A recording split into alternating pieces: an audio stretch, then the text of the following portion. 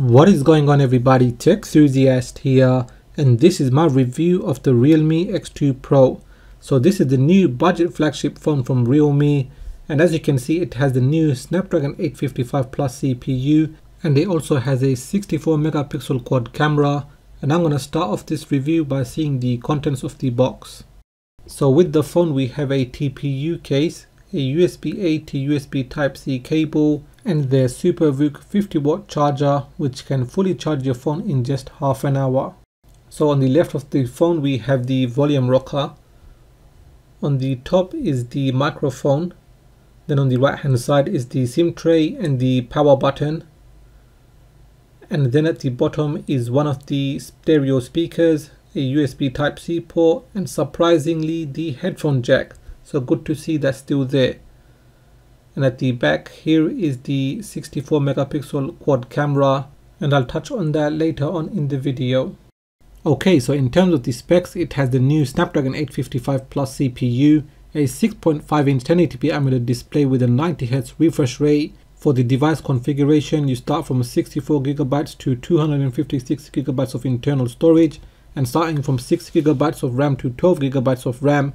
And one thing to know is that if you go for the lower end model, then you have UFS 2.1, and the middle and the top end model have UFS 3.0.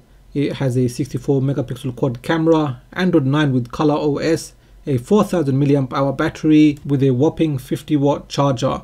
As for the pricing, it starts off from €399 for the base model all the way up to €499 for the top end model, and it is still cheaper than the OnePlus 7T. Like most of the flagship phones, there is an in-screen fingerprint reader. It is really fast and it is accurate, just like the OnePlus 7T series. Okay, so once you boot up your phone, this is your layout. So in terms of the apps, we have the Google apps installed, and there is some additional apps as you can see on the tools folder.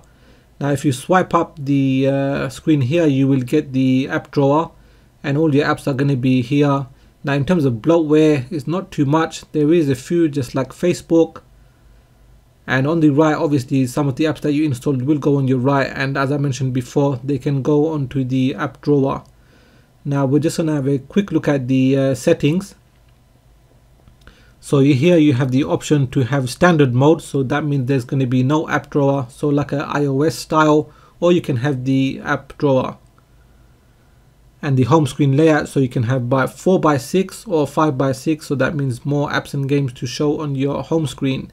In terms of wallpapers, so we've got a bunch of static wallpapers, as you can see here. They look quite decent actually. And in terms of the live wallpapers, there are 2 here at the moment, but you can always install more. Now here is the screen layout, so once you turn the pages, I should say, you can see these different types of animations. And as you can see, there are another 2 more here, but you know how that works. And wallpapers we have already looked at, so we'll go on to widgets. So all the widgets are going to be here, and obviously if you install more apps that have widgets, they are going to show in this section right here. Okay, so I just want to show you how the camera app is. So on the bottom there's only 3 options: video, photo and portrait. But the other options are hidden away in this button here. It should have been really on the main menu, but anyway, we have the Ultra 64 megapixel, Nightscape, Panel, Expert, Time Lapse, Slow-Mo and Ultra Macro. Now for the video settings, one thing I was quite disappointed with is that we don't have the option to change the resolution on the top like you can on the OnePlus 7 and the Asus ROG phone. So you have to go into settings, then video resolution. As you can see here, you have the 4K 1080p and the frame rate selection there. So I'm going to look at one more app, and that is Game Space. So in this section, all the games that you will install will show up here, or you can add them in manually, and it gives you some settings like blocking notification, turning on performance mode and so on. And if you wanted to add a game in manually, all you do is press the plus button and select the game. And as for the gaming performance on this phone, I will come up to that later on in the video. I'm just going to briefly show you some of the useful options in the settings. Convenience aid, navigation keys. Now you can switch the layout of the buttons on the bottom as you can see here, or you can have gestures from both sides as you can see here. So I'll just show you how that works. So a swipe up is your home button. Now if you wanted to use the back button, I'll show you how that works. So if you swipe from the left or the right, that is your back button. Now if you swipe up and hold the screen, that will be your recents menu. And I'll go back into settings. And at the time of recording, we're going to look at the software version of the phone. So it is Android 9 with the security patch of 5th of November. So not too bad. As mentioned earlier, the phone has a 64 megapixel quad camera, and I'll show you some of the samples including video.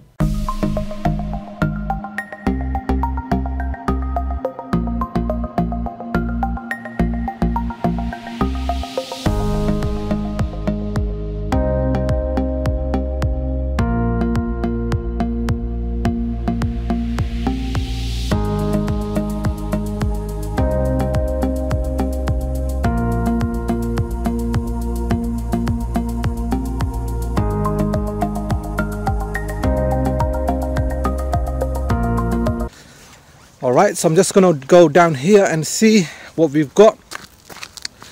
And the gulls are swimming away.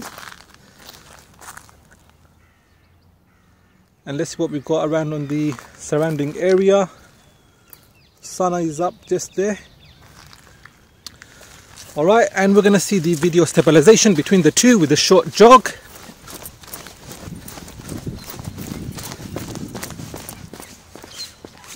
So as you already know, this phone has a 1080p AMOLED display and it has a 90Hz refresh rate. So navigating on the phone is very smooth. Everything is just so fluid. I mean, the video here might not just do it justice, but once you use the phone you can just see how smooth it is, and it is a very good experience.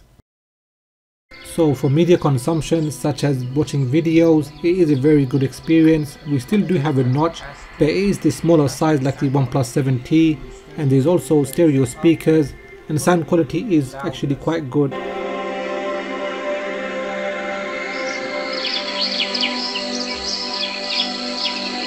Moving on to gaming, this phone will blaze through any games on the Google Play Store. Now since it has the Snapdragon 855 Plus CPU, I will put that to the test and use an emulator. This is the Nintendo Wii emulator called Dolphin, and this is Mario Kart Wii, and you can just see how well it runs on this phone.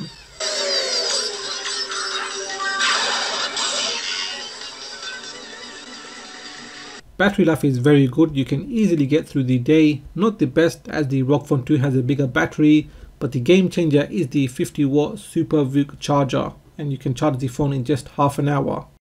So the Realme X2 Pro has stiff competition. The obvious one is the OnePlus 7T. Both of the phones have a very similar size and they both have a 90Hz refresh rate display. Where the OnePlus 7T is better is definitely with Oxygen OS. You get a much better Android experience and you will also get faster software updates. It also has USB 3.1, so transfer speeds are faster, and you can also output video to your TV, something you can't do with the Realme X2 Pro. Now saying that, the Realme X2 Pro does cost less than the OnePlus 7T. It also has a slightly bigger battery, a headphone jack, and a whopping 50-watt fast charger. And the other competition is the Asus ROG Phone 2. It has an impressive 120Hz display, a 6000 mAh battery. Again, it has the headphone jack, USB 3.1, and Zen UI, which is a clean version of Android. And it also has air triggers, so if you're into gaming, this phone is definitely the one to get.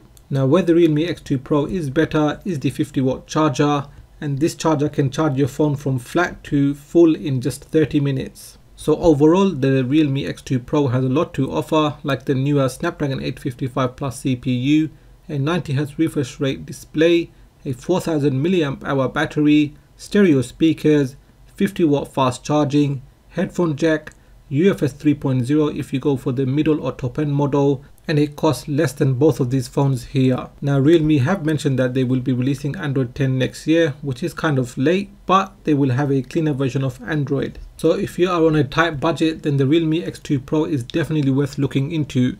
Now if you want to see comparison videos between these phones, like camera comparison, speed tests and benchmarks, I have already done those videos and you can find them on my channel. So what are your thoughts about this phone? Do you plan to buy it? Do let me know in the comment section. Now if you have enjoyed this video, give it a thumbs up. If you are new here, then please do consider subscribing, as I have more videos coming up. So make sure you hit that bell icon so you get notified as soon as I release my videos. Please do follow me on Twitter and Instagram, and like always, thanks for watching, and I will catch up with you in the next video.